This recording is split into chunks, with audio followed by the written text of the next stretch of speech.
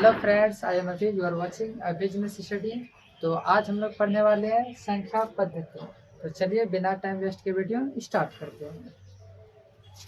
सबसे पहले हम लोग जानेंगे संख्या पद्धति में क्या, तो संख्याओं का वर्गीकरण।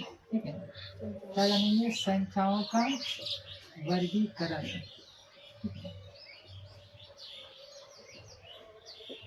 संख्या का वर्गीकरण मतलब कि क्लासिफाइड ऑफ नंबर। ठीक है, तो संख्या को दो भागों में बांटा गया है। ठीक है, संख्या को कितने भागों में बांटा गया है? दो भागों में। पहला है हमारा वास्तविक संख्या। ठीक है, वास्तविक संख्या। ठीक है, और दूसरा हमारा है काल्पनिक संख्या। क्या है? काल्पनिक संख्या। ठीक है, काल्पनिक संख्या। ठीक है, तो संख्या को दो भागों में बांटा गया है, वास्तविक संख्या और काल्पनिक संख्या में। ठीक है, वास्तविक संख्या को इंग्लिश में क्या बोलते हैं? तो रियल नंबर। क्या बोलते हैं? Real number. Real number. ठीक है, और काल्पनिक संख्या के इंग्लिश में क्या बोलते हैं? तो इमेजिनरी नंबर। ठीक है, imaginary number. IMACINAR, imaginary number. ठीक है, तो संख्या को दो भागों में बांटा गया, वास्तविक संख्या और काल्पनिक संख्या। ठीक है, ये दोनों मिल करके एक संख्या का और निर्माण करता है, तो उसका नाम क्या है? सम्मिश्र संख्या। ठीक है, सम्मिश्र संख्या। सम्मिश्र संख्या। ठीक है, इसी को क्या बोलते हैं? Mix number. ठीक है, मिक्स नंबर मतलब मिला हुआ। ठीक है, मिक्स नंबर, सम्मिश्र संख्या। तो संख्या को दो भागों में बांटा गया है, वास्तविक संख्या रियल नंबर, दूसरा काल्पनिक संख्या इमेजिनरी नंबर। ठीक है, अब समझते हैं हम लोग सभी को टॉपिक वाइज प्रॉपर वे में। पहले वास्तविक संख्या समझेंगे, फिर उसके बाद काल्पनिक संख्या। ठीक है, उसके बाद सम्मिश्र संख्या समझेंगे। तो चलिए आगे बढ़ते हैं हम लोग अब वास्तविक संख्या की ओर। सम्मिश्र सम्मिश्र संख्या, मिक्स नंबर। ठीक है, सम्मिश्र मतलब मिला हुआ। ठीक है, वास्तविक संख्या क्या है? पीछे हमारा ये एक। ठीक है, दो। ठीक है, ये हमारी क्या वास्तविक संख्या है। ठीक है, और काल्पनिक में क्या हो सकता है? जैसे 2 + √2। तो ये हमारे क्या है? काल्पनिक संख्या का उदाहरण। ठीक है, मतलब ये इमेजिनरी के, इसलिए ये क्या है? इमेजिनेशन। ठीक है, ये हो गया हमारा काल्पनिक संख्या 2 + √2। मतलब इसको मान लेंगे। ठीक है, अगर हम इसको सॉल्व भी करना चाहें तो ऐसा ही होगा। ये सॉल्व होगा ही नहीं, तो इससे बाहर होगा, √2 से कोई बाहर नहीं होगा। इसलिए ये हम क्या इमेजिन किए, ठीक, काल्पनिक किया, कल्पना की है। लेकिन ये वास्तविक, ये रियल नंबर, ये हकीकत में एक ऐसा नहीं होता, दो ऐसा ही होता। ठीक है, अब इसको हम लोग वास्तविक संख्या को प्रॉपर में समझेंगे। ठीक है, तो चलिए इसको क्या करते हैं? रब आउट करते हैं। तो वास्तविक संख्या। ठीक है, वास्तविक संख्या। वास्तविक संख्या में कौन आता है? तो परिमेय संख्या। ठीक है, परिमेय संख्या। ठीक है, मतलब कि वास्तविक संख्या के अंतर्गत हम लोग क्या पढ़ेंगे? परिमेय संख्या। ठीक है, परिमेय संख्या। ठीक है, फिर परिमेय संख्या के अंतर्गत क्या पढ़ेंगे? अब ये समझते हैं हम लोग। यहाँ तक समझ गए वास्तविक संख्या के अंदर क्या पढ़ेंगे? परिमेय संख्या। अब परिमेय संख्या के अंतर्गत क्या पढ़ेंगे?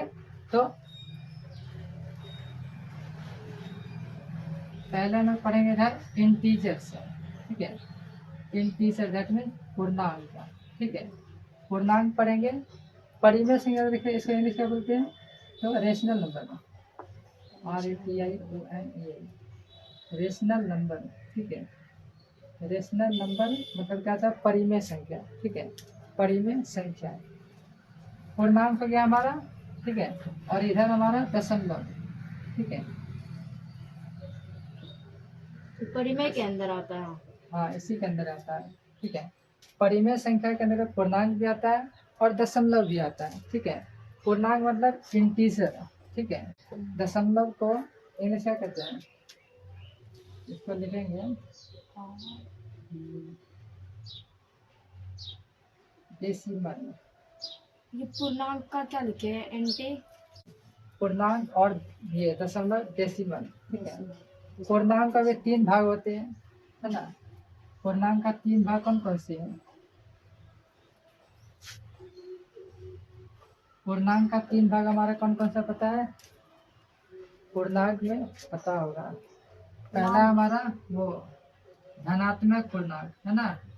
सॉरी, ऋणात्मक पूर्णांक, इधर ऋणात्मक मतलब माइनस, ठीक है, नेगेटिव नंबर, नेगेटिव। और बीच हमारा क्या आता है? धनात्मक पूर्ण होल नंबर, है ना, जो हमारा 0 होता है। और इधर हमारा धनात्मक, है ना, धनात्मक में पॉजिटिव, POSITIV, ठीक है। तो पूर्णांक का भी 3 पार्ट है। दशमलव को भी कितने भागों में बांटा गया है? दशमलव को लगभग 2 भागों में बांटा गया है, ठीक है। दशमलव को भी 2 भागों में बांटा गया है, ठीक है। इसको है ना थोड़ा सा धनात्मक को हम इस साइड कर दे, थोड़ा इसमें सटा दें, ठीक है। धनात्मक प्लस पॉजिटिव, ठीक है। दशमलव को 2 भागों में बांटा गया है, ठीक है। पहला हमारा शांत, ठीक है, और दूसरा हमारा क्या हुआ? अशांत, जो शांत नहीं है। जो शांत रहा, ठीक है, जो शांत नहीं रहा वो अशांत कहला गया, ठीक है। इसको बोलते हैं क्या? इसको बोलते टर्मिनेटिंग। इसको भी 2 भागों में बांटे गया, हाँ, दशमलव को टर्मिनेटिंग, ठीक है। और अशांत को नॉन टर्मिनेटिंग, ठीक है। शांत को टर्मिनेटिंग और अशांत को नॉन टर्मिनेटिंग, ठीक है। अशांत को भी फिर 2 भागों में बांटा गया है। आसान का भी 2 भागों में बांटा गया। एक होता है आवर्ती, और दूसरा अनावर्ती, ठीक है, अनावर्ती, ठीक है। तो वास्तविक संख्या को, जो वास्तविक संख्या के अंदर हम लोग क्या पढ़ने वाले हैं? तो परिमेय संख्या। फिर परिमेय संख्या के अंतर्गत क्या पढ़ेंगे हम लोग? तो पूर्णांक पढ़ेंगे, फिर दशमलव पढ़ेंगे, फिर पूर्णांक के अंतर्गत क्या क्या आता है? तो ऋणात्मक संख्या, ठीक है, फिर पूर्ण संख्या, 0 और धनात्मक संख्या, ठीक है।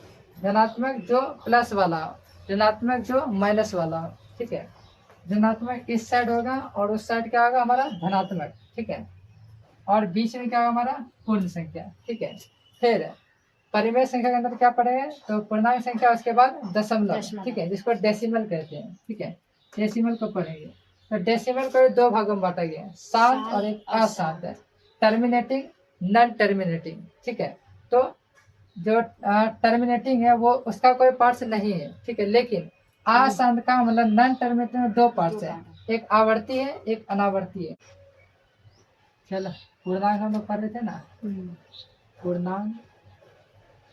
पूर्णांक में क्या क्या पढ़े हैं अभी? पूर्णांक का एक ऋणात्मक, एक ऋणात्मक पढ़े, दूसरा पूर्ण जो 0, दूसरा हमारा पूर्ण हो गया 0, तीसरा धनात्मक धनात्मक पॉजिटिव। नंबर। बी पॉजिटिव का है बोलता है सब।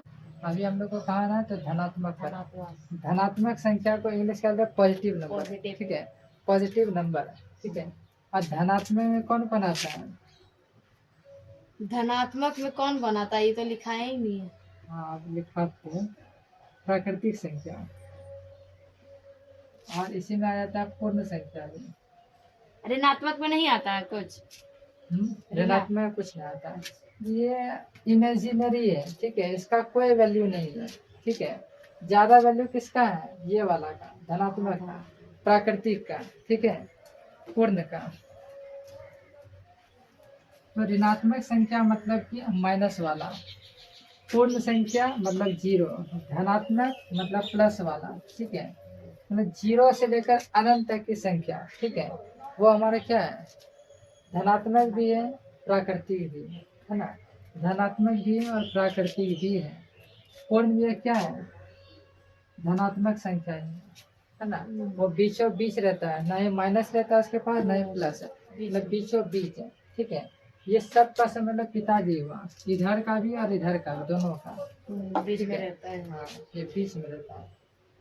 अब प्राकृतिक संख्या का भी बांटा गया है, ठीक है, प्राकृतिक संख्या का 4 पूर्ण भाग को नहीं बांटा है। नहीं, उसको नहीं बांटा गया है, सिर्फ इसको बांटा गया है, ठीक है, 4 भागों में। एक है हमारा भाज्य, ठीक है, एक है हमारा अभाज्य, ठीक है, तीसरा हमारा है सम, चौथा हमारा है क्या होगा बता, विषम। विषम, ठीक है, भाज्य अभाज्य सम विषम, ठीक है। प्राकृतिक संख्या का 4 पार्ट है, भाज्य अभाज्य सम विषम। सभी को अब है ना बहुत आसान से आसान भाषा में समझेंगे, ठीक है। सभी का फॉर्मूला है, इतना जान लो, हम लोग जब मतलब पढ़ते आए हैं, सभी का क्या एक उदाहरण देते हैं सब में, सभी का फॉर्मूला है, सम का भी फॉर्मूला है, विषम का एक फॉर्मूला है, उसी के अनुसार सवाल बनता है।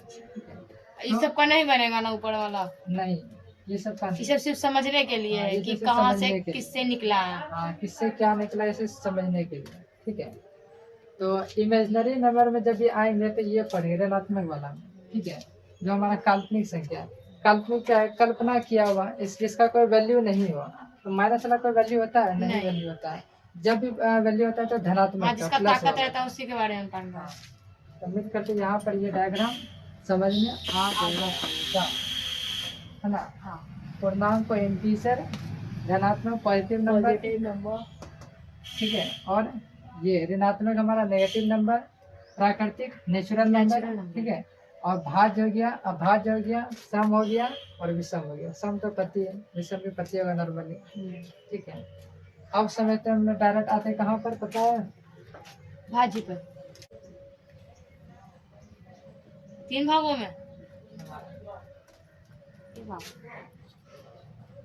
एक है सह अभाज्य,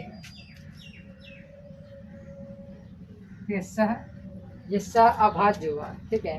दूसरा युग्म अभाज्य, सह के बाद युग्म, अब तीसरा हमारा क्या होगा, सह युग्म और संपूर्ण,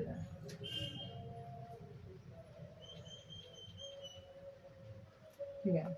ये संख्याओं का वर्गीकरण है, ये क्लासिफिकेशन है, क्लासिफिकेशन ऑफ नंबर, ठीक है।